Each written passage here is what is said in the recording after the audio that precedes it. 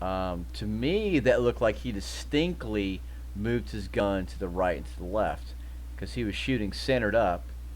And then here, he moves it over and then moves it back. So, are you really getting left to right deviation? We look at recoil management. Sometimes we have our priorities in the wrong order. We have to understand what's important about that, and it's not always getting that gun in that slide to look like a sewing machine. Okay. I'm going to ask a question here. Why would you not want your gun to look like the poster child of what good shooting looks like, which is the gun not moving at all, right? I think that's what everybody wants. Why would you not want that? Why would you start out making this kind of statement? Let's hear it again. About that, and it's not always getting that gun in that slide to look like a sewing machine. Okay. It's not always. What does that mean, right? Why would you not want that always to be the case? Because that means you're really managing the recoil or controlling the gun. So let's talk about this. So to understand what's most important is that that gun, those sights, re-index back to the same point each and every time. Okay, so would the sights not re-index every time if your slide is moving back and forth smoothly like a sewing machine? Does that make sense? Having that gun perfectly flat, looking like that sewing machine, staying. All right, well, we'll say does it look like a flat sewing machine here, and we'll take it on to the slow-mo. I suggest you use this when watching videos. His wrist is breaking here, and that's why he has this recoil. He's also looking over the sights, right? Because the sights are, if you line them up, right under his eyes, about a ½ inch. But anyway, this is something that I noted while he's talking about this. Like that sewing machine, staying on target may not be your best option. Okay, it's not my best option. Okay, what would be my best option? Because a lot of times we'll see deviation left and right through recoil as the sights reset. Okay, okay. Let's look at this again. I don't know if you noticed that, but I noticed it. To me, that looked like he distinctly moved his gun to the right and to the left because he was shooting centered up, right? And then here, he moves it over and then moves it back. So, are you really getting left to right deviation because you have everything locked out? Or are you simply moving the gun to try to make an example?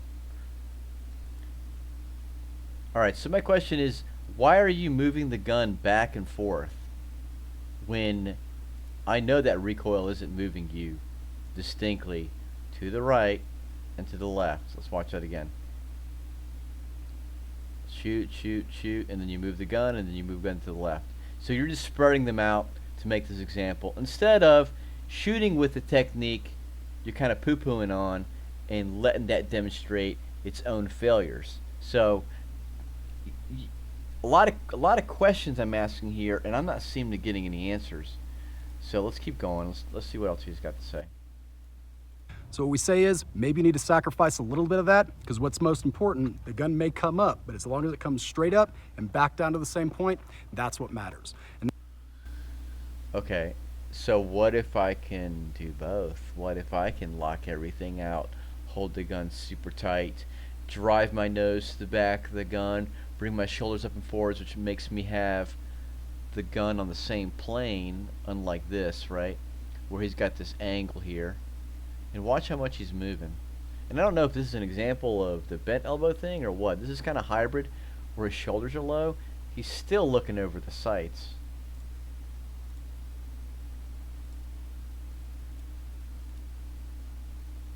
His wrist is still breaking, right? And that's super common. I'm not beating him up for that, right? Because, you know, if you really don't push that right arm to the back of the gun and pull with the left hand, your wrist will break there, right?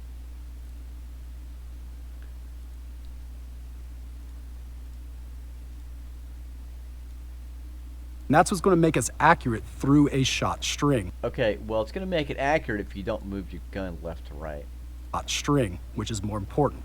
Get your shots off fast, make sure they're accurate, and make sure after every shot it's coming right back to the same point. Because at the end of the day, Okay, so you taught me nothing about what I should have done other than you don't think shooting like a sewing machine is good, but you say you want to keep the sights staying on target or coming back to the target, which is done when the slide goes back and forth like a sewing machine.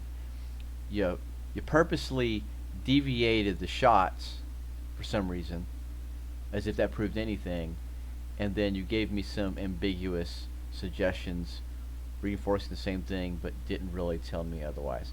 So these are the questions I have.